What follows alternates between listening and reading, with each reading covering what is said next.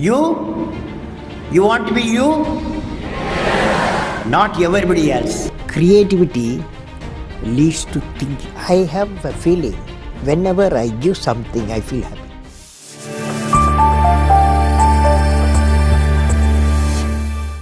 दोस्तों, हमें सपने देखते रहना चाहिए क्योंकि इन सपनों को पूरा करने की चाहत हमें आगे बढ़ने के लिए मोटिवेट करती रहती है। आज हम जिस शख्स की बात करने जा रहे हैं, उसने अपने जीवन की तमाम मुश्किलों को पार करते हुए न सिर्फ नाम कमाया बल्कि अपनी मेहनत और ईमानदारी से हिंदुस्तान को उस ऊंचाई पर लाकर खड़ा कर दिया जहां से भारत भी दुनिया की एक महाशक्ति दिखाई देता है। हम बात कर रहे हैं भारत के मिसाइल मैन और भारत के पूर्व राष्ट्रपति एपीजे अब्दुल कलाम की, जो कहा करते थे कि सपने वो नहीं होते हैं जो नींद में देखे जाते हैं, बल्कि सपने तो वो होते हैं जो आपको नींद ही नहीं आने देते हैं। जिन्होंने अपने जीवन के संघर्षों से कभी हार नहीं मानी, वो हमेशा मुस्कुराते हुए और अपनी सादगी के साथ हर मुश्किल को हराते हुए आगे बढ़ते रहे और उनके इसी हौसले ने उन्हें वो मुकाम दे दिया जिसका सपना हर कोई देखता है। अब्दुल कलाम 15 अक्टूबर 1931 को केरल के रामेश्वरम में पैदा हुए थे। उनका बचपन बहुत दिक्कतों के साथ बीता।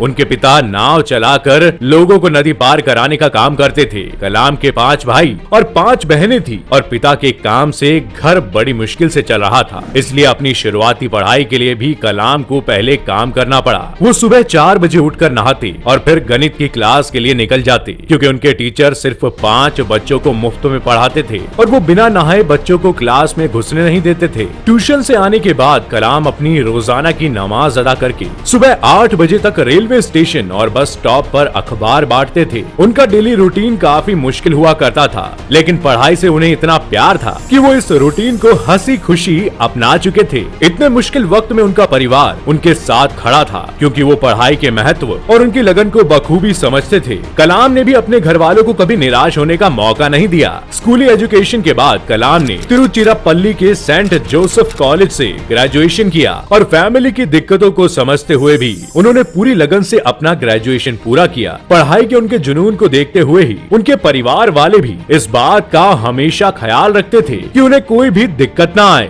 ग्रेजुएशन के बाद कलाम सर इंजीनियरिंग करना चाहते थे और इसके लिए उन्होंने मद्रास इंस्टीट्यूट ऑफ टेक्नोलॉजी में एडमिशन ले लिया। उनकी फैमिली इतनी सपोर्टिव थी कि MIT में एडमिशन दिलाने के लिए उनकी बहन ने अपने कंगन तक बेच दिए थे। कलाम ये बात सुनकर बहुत दुखी हुए और उनका कुछ कर दिखाने का जुनून और भी पक्का हो गया। वो अपने काम को लेकर इतने सीरियस थे कि MIT के दिनों में वो एक सीनियर क्लास प्रोजेक्ट पर काम कर रहे थे और उस प्रोजेक्ट के प्रोग्रेस को देखकर कॉलेज के टीचर उनसे बहुत गुस्सा हो गए। उन्होंने एपीजे अब्दुल कलाम से कहा कि अगर 3 दिन में ये प्रोजेक्ट कंप्लीट नहीं हुआ तो मैं तुम्हारी स्कॉलरशिप कैंसिल कर दूंगा। ये बात सुनकर कलाम बहुत घबरा गए और उन्होंने दिन रात बैठकर 3 दिन के अंदर प्रोजेक्ट को कंप्लीट कर दिया। उनकी लगन देखकर उनके टीचर बहुत खुश हो गए और उन्होंने कलाम से कहा कि मैं जानता था कि तुम में वह काबिलियत है, लेकिन मैं ये देखना चाहता था कि तुम में मुश्किल वक्त को सहने की क्षमता है या नहीं। 1960 में जब उन्होंने अपनी पढ़ाई पूरी कर ली तो उन्हें DRDO में साइंटिस्ट के रूप में चुना गया। उन्हें ये पोस्ट विज्ञान और स्पेस की फील्ड में उनके इंटरेस्ट और उनकी काबिलियत के दम पर मिली थी। यहाँ उन्होंने एयरफोर्स के लिए एक प्लेन भी बनाया, लेकिन कलाम के ख्वाब यहीं पर रुकने वाले नहीं थे, इसलिए DRDO में उन्हें अच्छा भी नहीं लग रहा था। वे कुछ बड़ा करना चाहते थे। इसी समय उनकी मुलाकात इसरो के फाउंडर और महान वैज्ञानिक विक्रम साराभाई से हुई। साराभाई को कलाम की कुछ नया सीखने की ललक पसंद आई और उन्होंने 1969 में कलाम का ट्रांसफर इसरो में करा दिया। यहाँ उन्हें प्रोजेक्ट डायरेक्टर की पोस्ट दे दी गई और उन्होंने कई इंपॉर्टेंट प्रोजेक्ट पर काम किए। इसरो में एपीजे अब्दुल कलाम इंडिया के सबसे पहले सक्सेसफुल सैटेलाइट लॉन्च रोहिणी के प्रोजेक्ट डायरेक्टर थे। ये उनके करियर का टर्निंग पॉइंट था। कलाम की मेहनत और लगन पर सभी को इतना भरोसा होने लगा था कि उस समय की प्रधानमंत्री इंदिरा गांधी ने भी बिना कैबिनेट की सलाह के कुछ सीक्रेट प्रोजेक्ट कलाम सर को सौंप दिए थे। भारत सरकार ने उन पर भरोसा जताकर एक important project integrated guided missile development programme को डॉक्टर कलाम की देखरेख में शुरू किया। वह इस प्रोजेक्ट के चीफ थे।